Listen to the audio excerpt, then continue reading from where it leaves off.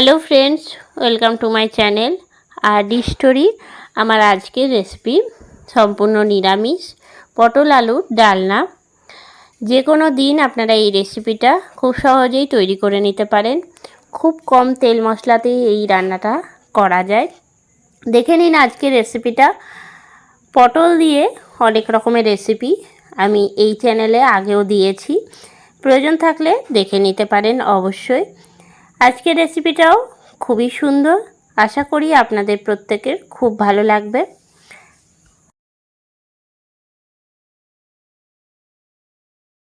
পটল আলুর ডালনা করার জন্য আমি এখানে বেশ কিছুটা পটল নিয়ে নিয়েছি। পটলটা খোসাটা আমি বটিতে ছাড়িয়ে নিচ্ছি, তবে সম্পূর্ণ পরিষ্কার করে কিন্তু খোসাটা ছাড়াচ্ছি না, একটুখানি খোসা রেখে রেখেই খোসা ছাড়িয়ে নিচ্ছি। এই একই রকমভাবে সব পটলগুলো ছাড়িয়ে নিচ্ছি। আর পটল দিয়ে কিন্তু অনেক রকমের রেসিপি তৈরি করা যায়। চাল পটল, দই পটল বা দই পটলের দম, এই রেসিপিগুলো তৈরি করেছি। চ্যানেলে রেসিপিগুলো ছাড়া আছে, আপনাদের প্রয়োজন থাকলে দেখে নিতে পারেন। আর আজ করব পটলের ডালনা। তো তার জন্য আমি এখানে পটল কেটে নিয়েছি আর আলুও কেটে নিয়েছি। আমি একটা বড় সাইজে আলুকে ডুমো ডুমো করে কেটেছি। সম্পূর্ণ সব কাটা হয়ে গেলে কড়াই চাপিয়ে নিয়েছি আর কড়াইয়ের মধ্যে দিয়ে দিচ্ছি সর্ষের তেল। পুরো রান্নাটা আমি সর্ষে তেলেই করব। ধুয়ে রাখা পটলটা দিয়ে দিচ্ছি তেলের মধ্যে, পটলটা ভেজে নেব তার জন্য। জল ঝরিয়ে ঝরিয়ে পটলটা দিয়ে দিলাম আর কড়াই তেলটা যখন গরম হয়ে যাবে তখন কিন্তু তার মধ্যে পটলটা ভাজতে হবে। সমানে নাড়াচাড়া দিয়ে পটলটা আমি ভেজে নেব। দিয়ে দিচ্ছি সামান্য পরিমাণে লবণ। লবণ দিয়ে আমি পটলটা ভাজছি, এখানে হলুদ দিচ্ছি না। হলুদ দিলে একদম কালো হয়ে যায় পটলটা, তার জন্য ভাজার সময় আর হলুদ দিচ্ছি না। আর পটলটা কিন্তু খুব ডিপ ফ্রাই করব না, হালকা করে ভেজে নেব। যদি খুব ডিপ ফ্রাই করি তাহলে কিন্তু পটলটা জড়ো হয়ে যায় বা কুঁচকে যায়। এখন পটলটা ভেজে নেওয়া হয়ে গেছে আর আমি তেল ঝরিয়ে ঝরিয়ে অন্য বাটির মধ্যে পটলটা তুলে রাখছি। হালকা করে কিন্তু লাল করে ভেজেছি আমি। সম্পূর্ণ পটলটা তুলে নেওয়ার পরে এই একই কড়াইয়ে আমি ভেজে নেব আলুটা। আলু ভাজার আগে আমি এখানে ফোড়ন দিয়ে নিচ্ছি। ফোড়নে দিয়ে দিচ্ছি হাফ চামচ গোটা জিরে। এরপরে দিয়ে দিচ্ছি একটা শুকনো লঙ্কা আর একটা তেজপাতা। ফোড়নটা খুব ভালো মতন রেডি হয়ে গেলে দিয়ে দিচ্ছি আলুটা। আলুটা কাটার পরে খুব ভালো করে ধুয়ে নিয়েছি। তেলের মধ্যে আলুটা দেওয়ার পরে খুব ভালো করে নাড়াচাড়া দেব। আলুটা ভাজা হতে হতে আমি অন্যদিকে একটা মশলা তৈরি করে নিচ্ছি।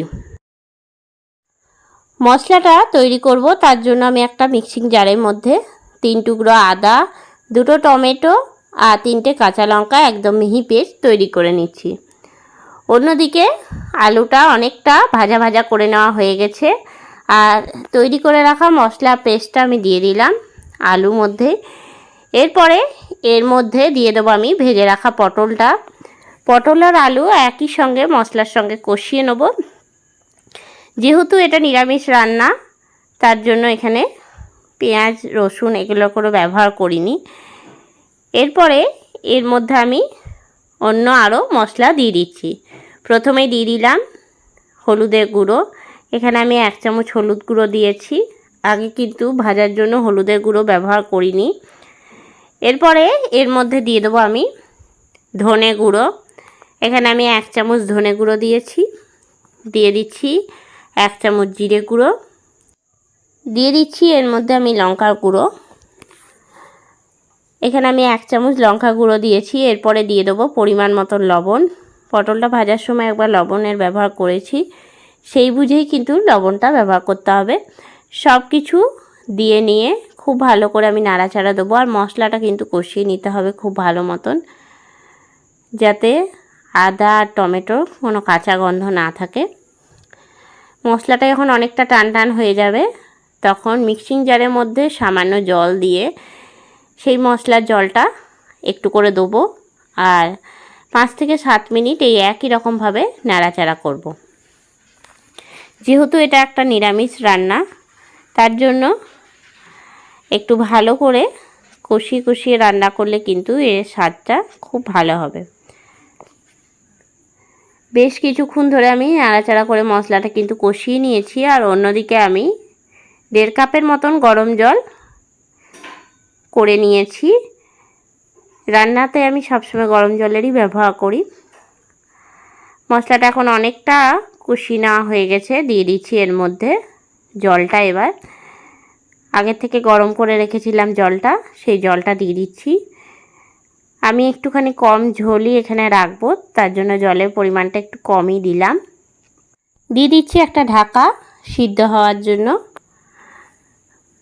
10 মিনিট পরে আবার আমি ফিরে চলে এসেছি। ঢাকনাটা খুলে খুব ভালো করে আরেকবার আমি নাড়াচাড়া দিয়ে নেব।